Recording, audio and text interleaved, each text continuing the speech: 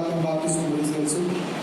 దానికి సంబంధించిన వాక్యాలు కానీ ఆ పరిశుద్ధాత్మ బాప్తిస్మం పొందుకోకపోతే ఎంత నష్టపోతాం, ఆ రెండింటి మధ్య వ్యత్యాసం అనేది నాకు బాగా ఈరోజు అర్థమైంది.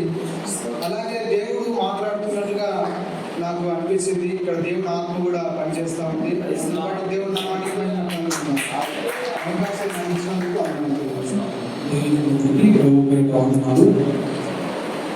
దేవుడు ఎంతగానో ఒక గొప్ప ఉద్యోగం కొరకు ఈ ప్రాంతానికి ఈ యొక్క జీవన్ మినిస్ట్రీ ద్వారా, ఈ యొక్క దైవజనం ద్వారా మనకు అవకాశం ఇచ్చినండి నేను బలంగా నమ్ముతున్నాను. ఎందుకంటే మనకు కొన్ని విషయాలు తెలియకపోవచ్చు, కానీ ఈ యొక్క బాప్తిస్మం గురించి, పరిశుద్ధాత్మ అభిషేకం గురించి, ఇలాగా కృపను పొందుకునే విధానం గురించి, ఇలా అనేక విషయాలు ఒక కొత్తగా ఆత్మీయంగా మనల్ని ఎంతగానో, మన హృదయాన్ని ఎంతగానో ప్రేరేపించి ఆత్మీయంగా మనల్ని ఎంతగానో ముందుకు సేవల ముందు కొనసాగే విధంగా ఈ యొక్క దైవజనుల ద్వారా మనకు ఆత్మీయ సత్యాలు మనకు వివరించబడ్డాయి. ఇదంతా దేవుని కృప అని నేను నమ్ముతున్నాను. దేవుని యొక్క మహాకృపను బట్టి ఆ దేవాదేవునికి వందనాలు, కృతజ్ఞతలు తెలుస్తూ, అలాగే ఎంతగానో ప్రయాసపడి మనకు అద్భుతమైనటువంటి ఆత్మీయ సందేశాన్ని, ఆత్మీయమైనటువంటి వాక్యాన్ని అందించినటువంటి దైవజనులకు మరొకసారి వందనాలు చేసుకుంటూ ఈ యొక్క సాక్ష్యాన్ని వీక్షిస్తున్నాము.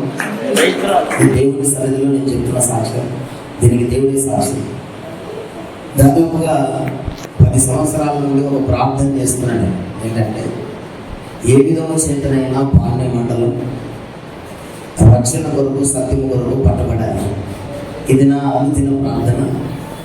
దాని కొరకు చాలా శోధనలు, ఆటంకాలు, ఎన్నో సాధనల ద్వారా, మనుషుల ద్వారా కూడా అనుభవించాం. అయితే నేను నమ్ముతున్న ఒక గొప్ప విశ్వాసం ఏంటంటే, ఈ రకంగా మన పాండ్యం మండలాన్ని దేవుడు అద్భుత రీతిగా దీవించడానికి ఈ బైబిల్ క్లాసులను ప్రారంభించాడని నేనైతే విశ్వసిస్తున్నాను.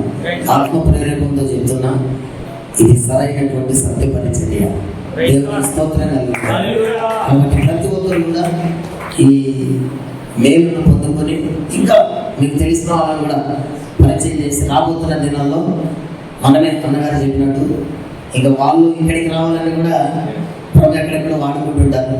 ప్రభు చిత్తమైన అన్నయ్య మా పాండ్య మండలంలో కూడా టీచర్స్ లేవాలని మీ అనుదిన ప్రార్థన జ్ఞాపకం చేసుకోండి. అది కూడా సత్యాన్ని మాత్రమే బోధించే వాళ్ళు మాకు కావాలి.